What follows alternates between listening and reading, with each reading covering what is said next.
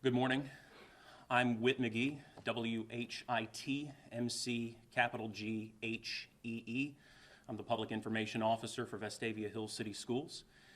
Our superintendent is going to come up here and make a brief statement on the accident that occurred at our high school yesterday. Her name is Dr. Sheila Phillips, S-H-E-I-L-A-P-H-I-L-L-I-P-S. When she's finished, I'll come back and provide a few more updates on everything that happened yesterday.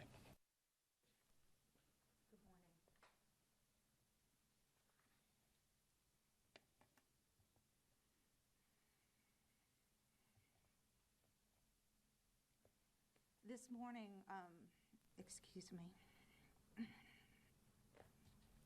This morning our thoughts and prayers are with our three young men who were hurt at our high school yesterday, with their families, with our faculty and staff. Our concern is first and foremost for their well-being and the well-being of all of those involved.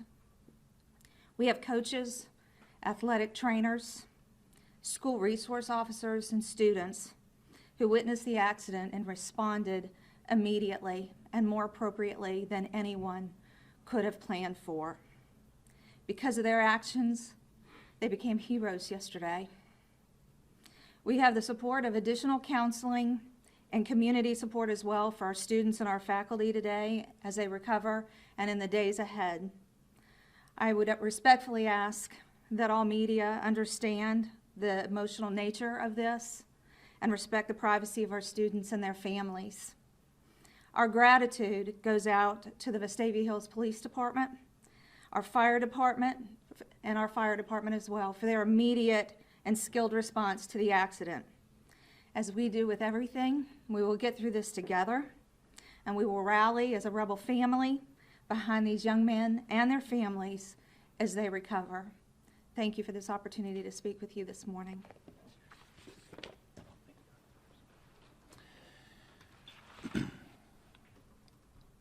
At approximately 3:40 on Wednesday afternoon, 3 members of the Vestavia Hills High School boys track team were injured when a portable field goal they were moving came in contact with a live overhead power line. The incident occurred on the high school's multi-purpose field where the soccer and track and field teams were practicing. 3 students and a track coach were in the process of rolling the field goal off the field when it came in contact with a power line. The portable field goal was being moved ahead of the King of the Mountain track and field meet scheduled for this weekend. The 3 students received immediate medical attention from the school's athletic trainers and school resource officers. One of the students went into cardiac arrest on the field. It is our understanding that the student was successfully resuscitated after receiving CPR and treatment from a portable defibrillator. First responders arrived on the scene in less than 1 minute, and paramedics arrived in less than 10 minutes. All students were taken by ambulance to the hospital. Per our emergency action plan, the parents of the affected students were contacted immediately. We have no updates that we can share at this time on the students who were affected. The track coach was unharmed but was checked out at the hospital last night and found to be okay. The quick reaction of our coaching staff and our school resource officers yesterday saved lives.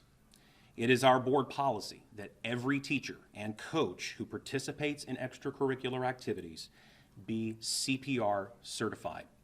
In addition, the Alabama High School Athletic Association requires that all coaches be CPR certified. Our school resource officers receive annual training by the Vestavia Hills Fire Department, and our trainers are nationally and state certified by the American Heart Association. In addition, every school and athletic facility in our district maintains portable defibrillators on standby, and our athletic trainers keep this and other first aid equipment with them at all times. At this point, our primary concern is the well-being of the injured students and their families. We will continue to investigate this accident and provide any other details when we are able. We can briefly take a couple of questions, but just know that this is still a fluid situation.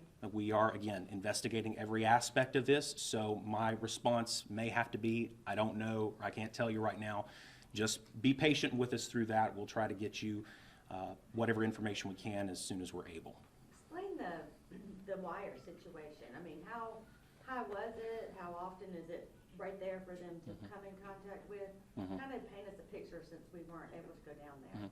Well, I know that that's being investigated right now to determine exactly what was going on there, and so I don't have a lot of details on that specific aspect, but we'll try to determine that. What was the size of the field? I mean, this field goal practice post, how big was it? How tall was it? That information I don't know specifically, but a portable field goal is basically one that's sort of an L shape that has a couple of wheels on it. It can be tipped over and rolled into and out of place. Was that how it was being transported as opposed to being upright? It was being rolled out of the way. That's correct. So were the wires were they on the ground? Were they hanging, or do we know? That information, they were hanging. They were overhead. Because practice, they resumed activity on that field pretty quickly after. No. No. Is it that did not the happen. field below that one. It was the field that's often used for practice for a lot of different sports. It's a multi-purpose field. So I know that the area where the accident occurred was cordoned off. That area is not being used so that it can be, investigated and everything. So how high were the wires? They were hanging, but... I don't know. That's something we're trying to determine right now. Alabama Power may have an answer on that, but I wouldn't want to say. I wouldn't want to say that they have the answer. So we're trying to determine that. So it was leaned over, though, as it was being rolled off? What was? The goalpost, the practice post. That I don't know with certainty as far as. No.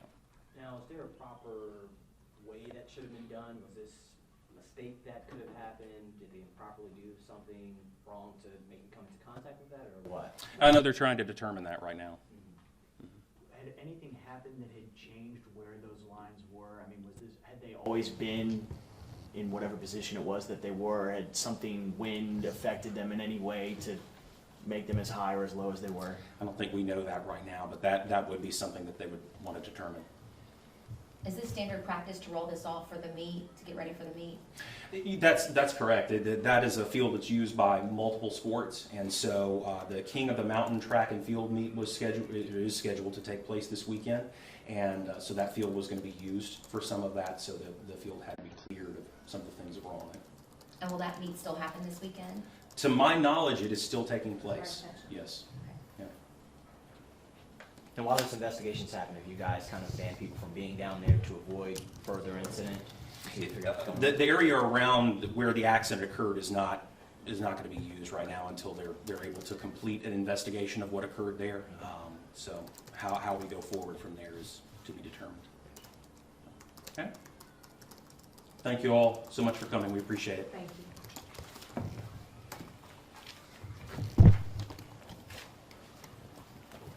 Hey, wait, I have a question. So when you go down you go through the gates, and you're going down, and the baseball field is the park, and then the field goes to the left. What is that? That, I believe, is the multi-purpose field that's to the left of the Okay, baseball because there were field. multiple Anything, kids you see practicing anything on from that Facebook, field anything after the update? paramedics left. no. We were watching.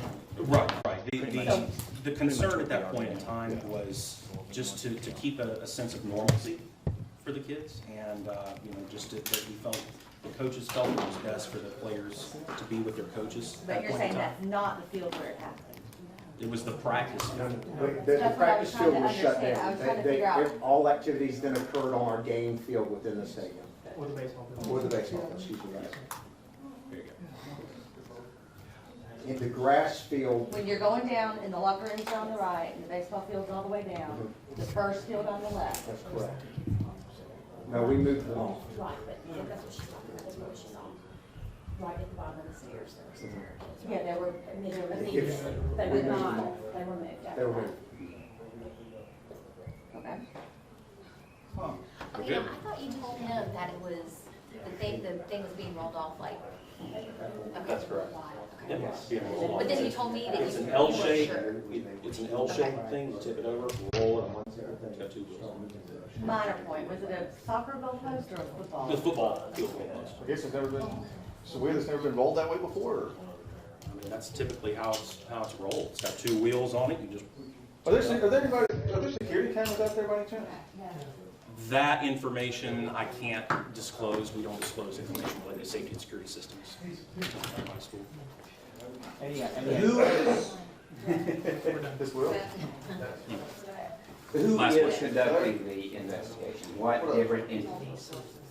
Multiple people here, folks within our school system, our local officials as well, police, fire, everybody like that. Alabama Power, or that? They were on the scene yesterday, so I'm sure they're part of it. any idea how long this investigation could take? I mean, we're talking days, weeks?